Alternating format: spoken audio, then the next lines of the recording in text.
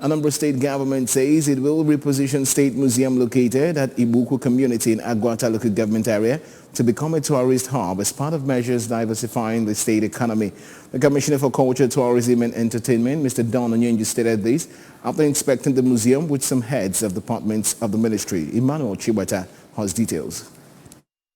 According to Mr. Onyenji, the visit was to assess the state of the museum and see what the government can do to upgrade it to attract patronage and investment. He said Governor Chukwuma Soludo is passionate about developing all tourist and heritage sites in the state, noting that the museum has a lot of artifacts from the community, other parts of the state and sister states that reflect tourism, religion, spirituality, creativity, entertainment, as well as tradition and culture. Mr. Onyenji said plans are underway to also reposition other tourist sites across the state and noted that there is the need to look into various existing cultures of the people with a view to identifying those that would be promoted and projected to the rest of the world. I'm back to put one and one together and see what we can do to make sure that this place gets the attention it deserves.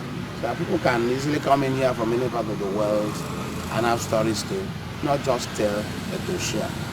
The curator of Igboukwu Museum, Mrs. Chizoba Okeke, who took the commissioner and his entourage round the facility, explained each of the museum objects and its usage in the state's ancient time and disclosed that the museum was discovered due to some archaeological findings in the community and other parts of the state. So I will many things in the I will trap onya.